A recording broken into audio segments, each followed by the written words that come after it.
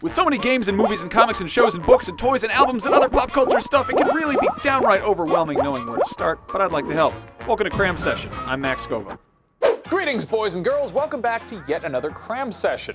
Okay, so let's assume that everyone knows what The Hunger Games is. It's a massively popular book series turned blockbuster movie franchise. Jennifer Lawrence shoots stuff with a bow and arrow. Woody Harrelson gets drunk. Elizabeth Banks dresses up like a poodle. Lenny Kravitz does something. Surely that rings some bells. Well, the success of adapting these young adult novels into feature films very quickly led to numerous other movie franchises popping up in the last few years based on books with very similar themes. Most notably, the Divergent series, the Maze Runner series, and The Giver. That's not to say these books and movies are all the same, but there is a consistent theme: young adults in dystopian circumstances. Now, full disclosure, I haven't read the Hunger Games books, but I really like the movies. I thought the costume design and art direction was fun as hell, and the way the dystopian setting of Panem has been gradually revealed over the course of the films has kept things interesting. Conversely, I tried watching the first Divergent movie on a plane and fell asleep halfway through. I haven't seen any of the Maze Runner movies so far, and I refused to watch The Giver because I was required to read that book in 7th and 8th grade due to switching schools, and I'm still mad about it. That said, there are a handful of other fine dystopias that I would love to share with you, my dear viewers. First and foremost, Battle Royale. My immediate reaction when I first heard about The Hunger Games is that it is a crappy American ripoff of the Japanese novel turned movie turned manga Battle Royale.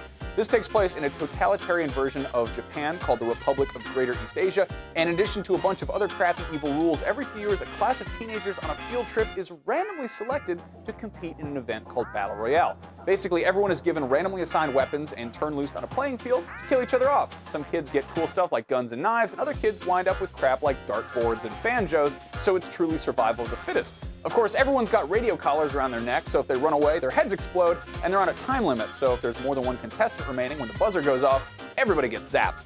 If this sounds interesting to you, I cannot recommend Koushun Takami's novel enough. I think I read it twice back-to-back in high school, and I'm tempted to reread it right now because it is brutal, funny, charming, weird, heartwarming, and it's basically a 400-page action movie. The actual movie, on the other hand, is fun in a very goofy, cult classic midnight sort of way, but it skips over a lot of the more interesting character development and world building the book does. The manga was actually written by the same author as the book, but I wasn't so crazy about it. It's gruesome as all hell, but it has some distractingly weird artwork. I think in order to tell the students apart, they're all given drastically different character designs, and for whatever reason, everybody always looks really wet. Like everyone's drawn like they're crying or sweating or bleeding or drooling or some combination thereof, and it just gets kind of gross after 6 volumes. Switching gears, one of the first big novels about young adults in a dystopian situation is William Golding's classic 1954 book, Lord of the Flies. A lot of people are required to read this in school, which tends to ruin it since it's mandatory, and it's also a really ironic thing to make a room full of teenagers discuss amongst each other, but it's a pretty badass book in its own right. A bunch of little kids get stuck on an island with no adult supervision, and they basically revert to being bloodthirsty little savages. A couple of movie adaptations have been made of this, but none of them get properly as creepy as the book does. I really wish some weird director with a flair for impressive visuals would take another swing at it, like, I don't know, Nicholas Winding Refn, or Terrence Malick, or Tarsem Singh, or somebody like that. Lord of the Flies has inspired everything from Simpsons episodes to Metal Gear Solid boss fights, not to mention the reality show Kid Nation, where 40 kids aged 8 to 15 were forced to create a little society in a fake Wild West town with minimal adult supervision.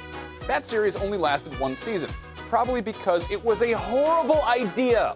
Hey, speaking of reality TV, one piece of science fiction that's credited with predicting and/or inspiring it is Robert Sheckley's 1958 short story, The Prize of Peril. This was subsequently adapted into the German film Das Millienspiel and the French film Le Prix du Danger, and basically it's about this everyman who's become a celebrity competing on crazy life-or-death reality TV game shows, doing stuff like bullfighting and driving race cars, but then he gets a real challenge, getting hunted for sport by, other people.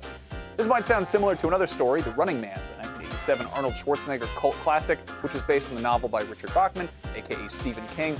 Oddly enough, The Running Man features bizarre aerobic sequences which are choreographed and performed by somebody who'd go on to be a fixture in real-life reality TV, American Idol's Paula Abdul. If you're not completely turned off by the goofier side of life-or-death dystopian gladiatorial challenges, another classic is Death Race 2000, where, in the far-off year of 2000, the dystopian American government controls the population by holding a massive cross-country road race in which people are awarded points for driving over civilians, killing them. I mean, it's called Death Race 2000. You probably could have figured most of that out for yourself. Then, of course, there's Logan's run, both the 1967 novel, the 1976 movie, and the spin-off TV series, which revolves around a society that is rather fixated on keeping the population young. Basically, the moment you turn 30, you're sentenced to death to free up resources for younger, healthier, hipper people, unless, of course, you find out about this policy and decide to book it because, 30 is the new 20, you've still got plenty of life in you, which, as the title would suggest, is why titular hero Logan is on the titular run. Now finally, an actual classic that bears some obvious similarities to the adventures of old Katniss Everdeen in The Hunger Games is Shirley Jackson's infamous 1948 short story, The Lottery.